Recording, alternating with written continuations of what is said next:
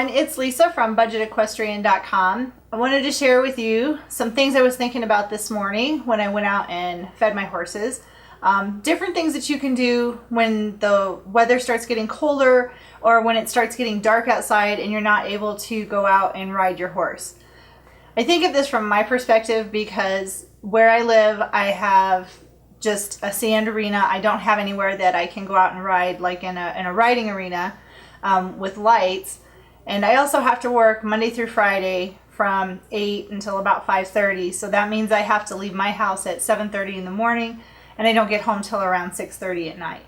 So when that happens during the winter time, I don't have a lot of time during the week to spend with my horses, like riding and stuff. So they both get ridden twice a week during the winter, which totally just not fun at all for me.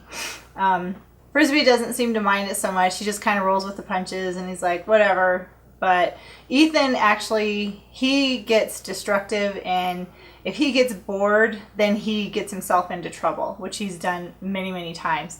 So I really started thinking about it this morning when I went out to feed him, and I found the water heater was out of the bucket and just laying on the ground because Ethan had played with it. Big surprise. But what that showed me is I really have to do something every single day with him and keep his mind busy and occupied so he doesn't get into trouble. So I thought I would share with you some of the ideas that I thought about and that I'm going to be doing with Ethan, especially right now when it's dark outside by the time I get home. Because just because it's dark doesn't mean I can't go out and play with him, especially because I have lights in my barn now. So some of the things that I thought about doing were putting his halter on him and working with him while he's in his stall. And you can do all kinds of things, even just by putting the halter on him and taking it off, putting it on, taking it off. You're establishing with him what it's like to put the halter on. You can make sure that you're putting the halter on the correct way. So with my horses, I use the clinician style rope halters. And so I learned how to basically scoop their nose into the halter. So that way they can't move their head around. And even if they do, I still have a hold of their head. So that's one thing that you can do. Something else that you can work on is teaching your horse how to stand square. And that way with the halter on, you can kind of maneuver him. You can, place his feet where they need to be and then just kind of move him around, back him up, do what you need to do to get him to stand square. That's something else that you can work on. Another thing that you can work on is teaching your horse how to lower his head. And you can do this by using pole pressure. So putting your hand and applying pressure at the pole. And when he kind of releases from the pressure, then you take the pressure away from his pole. If you teach your horse how to lower his head with just a little bit of pole pressure, he will literally drop his head down when you're bridling him and unbridling him, which will probably make it a lot easier on you and on him. Something else that you can do is you can work on softening your horse and teaching him to flex his head from side to side. And again, this is where the clinician halters come in handy to do this, because when you pull on the halter and you put pressure on the halter, then they give to the pressure, you release it, and then the pressure all goes away.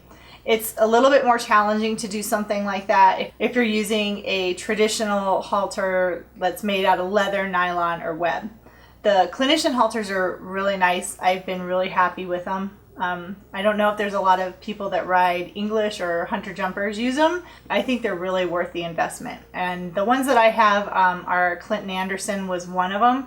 And then the other one was like kind of a knockoff of the Clinton Anderson. Of course, I got it on eBay. Big surprise.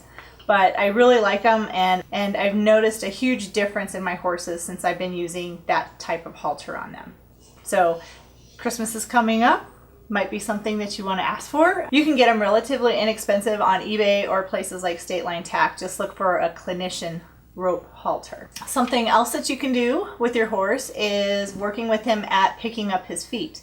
And I don't know about you, but when I'm working with my horse's feet, usually I'll start on one front hoof, then I go around to the other front hoof, then I go to the back hoof, then I go to the other back hoof.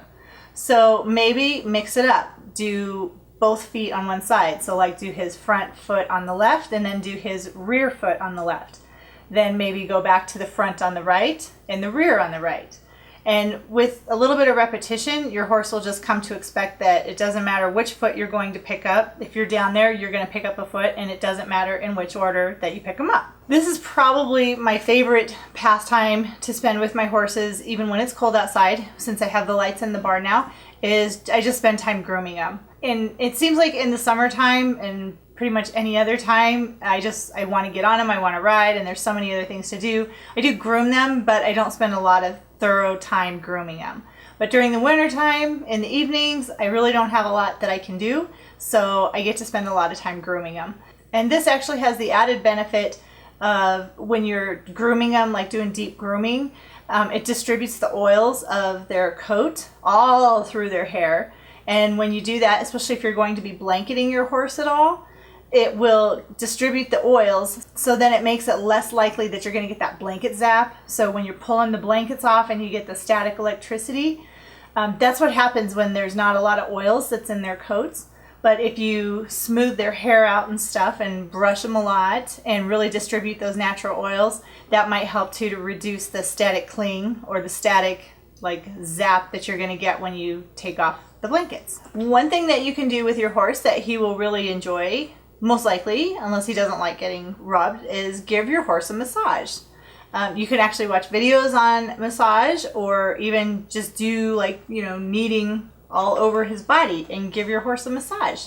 Spoil him rotten a little bit, maybe once a week. Give him a massage. If anything, it's going to teach him that it's okay for him to stand there with you in his stall and you're just rubbing his back or whatever. You're just basically desensitizing your horse to you. You're getting him used to you being around him all the time, and it's okay. It's not a bad thing. And one more thing that I thought of that would be fun that you could practice doing with your horse, especially if you have a place that you could tie him up, or if you have a horse that will let you do anything to him, like Frisbee lets me do anything to him, is you can practice braiding their tail or their mane if it's not too cold and your fingers aren't frozen. But that's something that you could work on. Braiding horses' manes and tails takes a lot of practice.